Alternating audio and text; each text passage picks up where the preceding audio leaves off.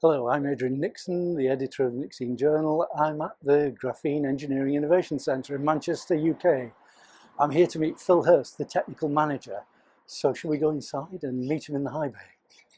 We're in the high bay of the Geek and the Graphene Engineering Innovation Centre in Manchester.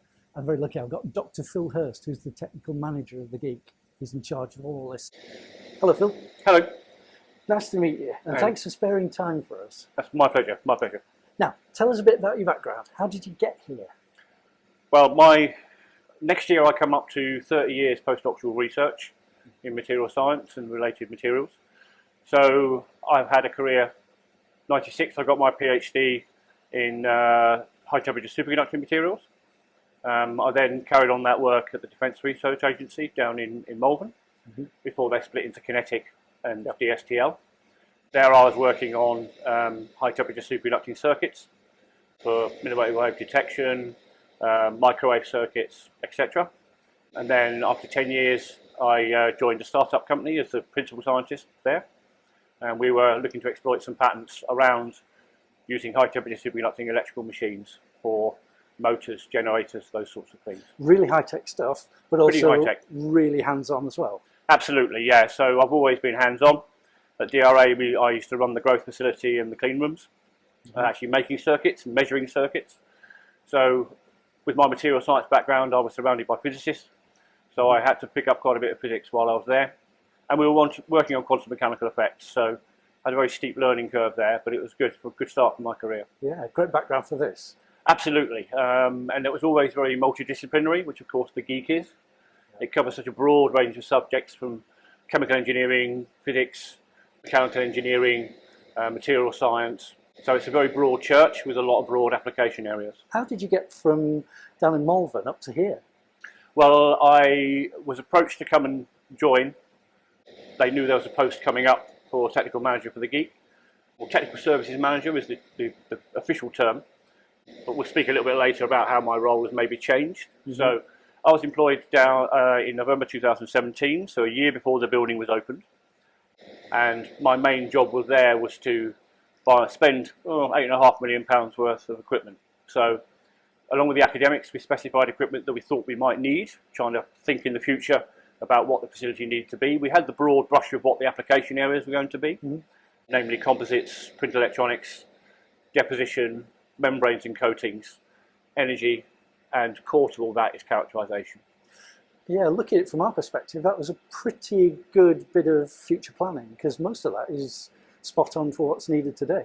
Absolutely, and it's part of our remit, is that was led by the academics with their future head-on, thinking what are the areas, and some areas are more mature than others right now, and some are longer term. The electronics is maybe longer term, some are mid-term, and some things like the composites and the polymeric materials are probably shorter term application areas. But we need to have, one never knows what's going to turn up, and I'm proud to say that I don't think we have any white elephants for equipment or facilities. They're all being used in some extent.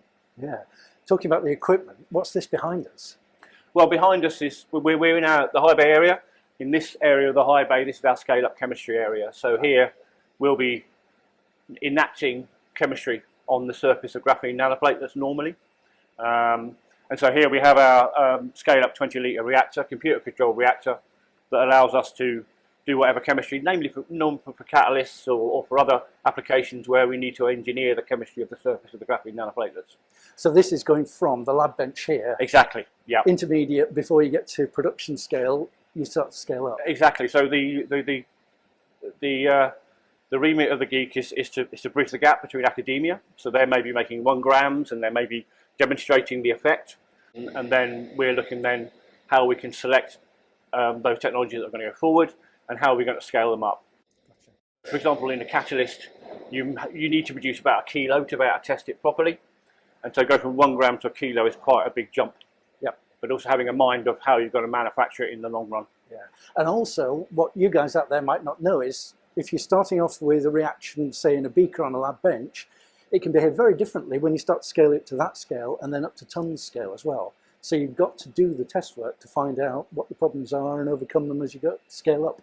Exactly right, and partly what we do here is advising either companies or through our own projects on what that route to TRL6 is kind of where we stop, which is demonstration at pilot scale. and then we stop then at manufacturing, and then the company will naturally leave us and go into their own manufacturing facility. Yeah. You've come here from a glittering background with top quality academic credentials, lots of hands-on experience, and you've helped the Geek get set up. And I've been here since the Geek was established as well, and we're noticing now that there are more and more companies coming in and starting to make use of all the toys and the facilities that you've got here. Exactly, there was going to be a natural growth. Obviously with a new facility, part of my role here is to look at the overarching capability we have and make sure it meets our partners' needs. But of course we were empty to start with, so we were, as I say, had the crystal ball out initially. Yeah. But we knew what kind of kit we needed. A lot of our kit we looked at scale-up versions from the NGI going forwards. So part of my role is to make sure the facility delivers that. And if there's a change in the technology, having the flexibility within the facility to change tack or add a new bolt-on facility. Yeah. The classic one these days is concrete. We didn't have a concrete lab before we started, but now we've added that facility because that's a new push of application of GMP. You're constantly evolving all the time. Exactly right. Yeah, you mentioned the NGI, that's the National Graphene Institute. Yes. That's more down at the sort of the discovery research end, isn't it? Yes, that's right. Just coming out of university. How does the Geek fit with the NGI? Well, we obviously have a site on technologies that are coming through and new materials. I mean, graphene is just one of 200 or 300 2D materials, and they're doing the core research on those applications, and they're proving principle, generating very good papers. The NGI goes a little bit further than normal academia, that it does try and push the demonstration and does think of application, does interact on early stage research for companies. But then naturally we take over from there if it looks like it's got legs in how we scale that up. But we also they have different facilities to us. From the electronics area, they've got brilliant clean rooms. There's no point us replicating clean rooms in the Geek. So we also have work that goes back into the NGI for the electronic side of things. Right. So you've got the university going all the way from concepts. The NGI then takes those on and tests them out, a little bit of scale up, but investigating them more thoroughly. And then the Geek is bridging the gap between the concept and the commercialisation within. Exactly right. Exactly right. So it's like a pipeline you've got here at Manchester. Absolutely, yes. The whole idea is that we can go from concept as a university through to potential commercialisation. We're focused on the prize, and that's the commercial outcome. The fantastic thing about the model is that we can also, in our journey to commercialisation, we may spin out very interesting academic problems that go back, snakes and ladders type thing, that go back into the schools, go back into the NGI, where that work can then be furthered and companies can then go back a step if they're finding they've got a bigger problem to solve. Because it's an ecosystem, you've got these feedback loops and you can constantly improve, generate new ideas, as well as helping the birth of new companies go out into the world. Exactly right. So hopefully a one-stop shop. Yes. And this one-stop shop, Rob, my colleague, and I looked at how much it would cost to actually replicate the bit of the Geek to do what you guys do, just for one company. We reckon the value is probably £300,000 a year in the quality of the facilities. That doesn't really take into account the talent you've got here, people you can just call on, the conversations you have in the canteens and things. Yes. And because you can navigate around all the confidential stuff. There's a huge benefit from actually being on site here at the Geek. Absolutely, and also one of my hats is I'm obviously as technical manager, I'm responsible for health and safety for the processes, so I will help companies in making sure they're working safely, but also they can tap into the facility team.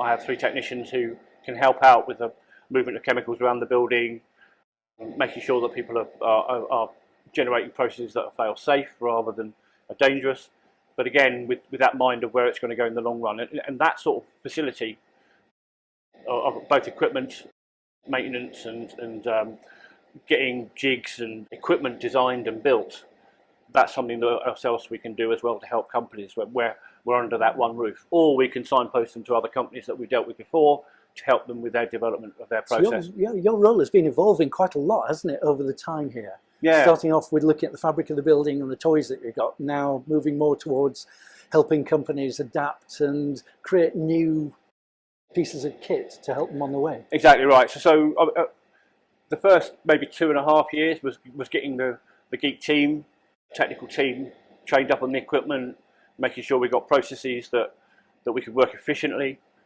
But now we're in a steady state where I've got my team and the building. My team are fantastic.